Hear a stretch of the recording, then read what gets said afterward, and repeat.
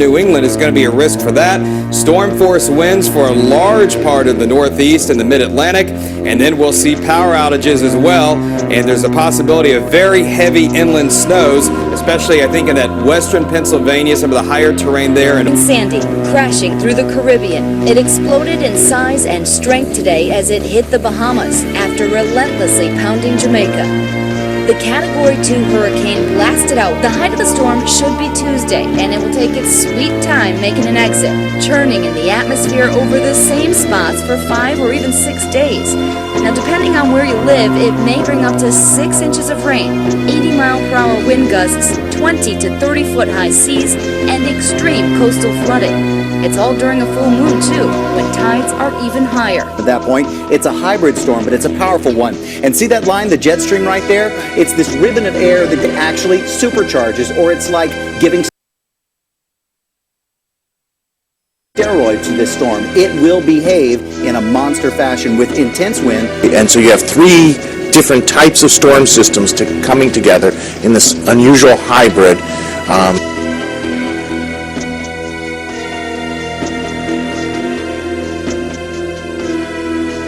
I talked to said there's a chance that given the snow issues, given leaves on the trees, there will be a lot of power outages. And the biggest affection on election that might be out there is there might still be on election day some places without power. And how that affects elections, who knows?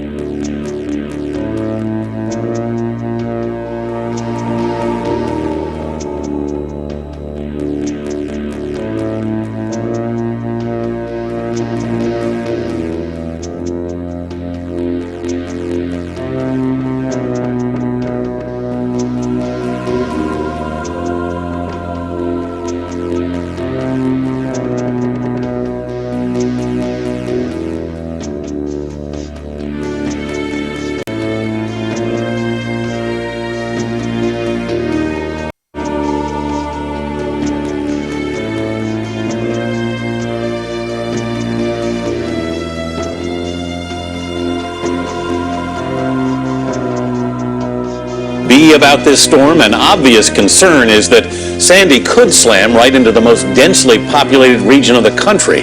Let's get more on that. Sandy is expected to hit the most densely populated area in the U.S. 64 million people, about 1 in 5 Americans, potentially lie in the storm's.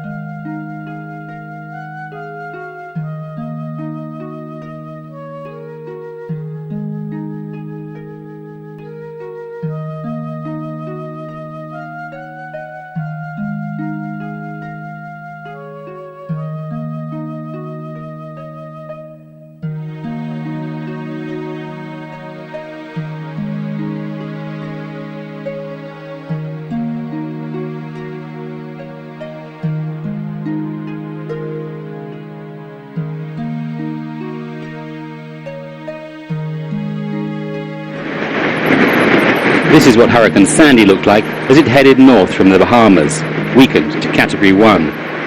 But forecasters say it's set to grow as it moves towards the US eastern seaboard. If it links up with another weather system coming from the Midwest, it could make the perfect storm when it hits land, probably on Monday. You can see from the satellite picture with Carolina up here and Florida here, it's becoming a very large storm system. And this is one of the factors that have us so concerned. This could set, historical precedents if it really develops along the lines that the numerical models are indicating. Beaches in Florida are already feeling the impact. From Virginia to Massachusetts, people are preparing for the worst. Hurricane Sandy has already left dozens of dead across the Caribbean. The damage in eastern Cuba was the worst since 2005. People in Santiago have never experienced this before. This is the first time, and I'm 75 years old.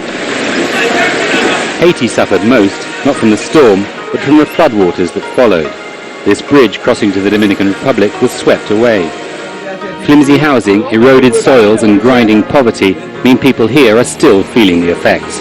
We lost everything. We lost animals, our goats, both me and my children. While the Caribbean tries to recover, the United States braces itself for what could be a major storm lasting several days. The US Navy has already ordered some of its ships out to sea. Ian Bruce. Hurricane Sandy is threatening to crash into the east coast of the US after transforming into a huge and rare super weather system that some forecasters are calling Frankenstorm. Eastern states have declared emergencies and residents are being urged to stock up on food, water and batteries in case the superstorm develops as predicted. In Norfolk, Virginia, all Navy ships, including a nuclear-powered aircraft carrier, were ordered to ride out the storm at sea. New York's mayor warned that the city should prepare. Whenever or whatever, wherever this storm comes ashore, however, our city is very likely to feel its effects in the form of high tides, high winds, and heavy rainfall lasting for several days. There's the possibility of parts of our city flooding or high winds that could force certain bridges to be closed. Hurricane Sandy has already brought destruction to the Caribbean, leading to at least 41 deaths as it battered Jamaica, Cuba, and the Bahamas. At roughly 600 kilometers southeast of Charleston in South Carolina, the hurricane is forecast to strike the United States early next week.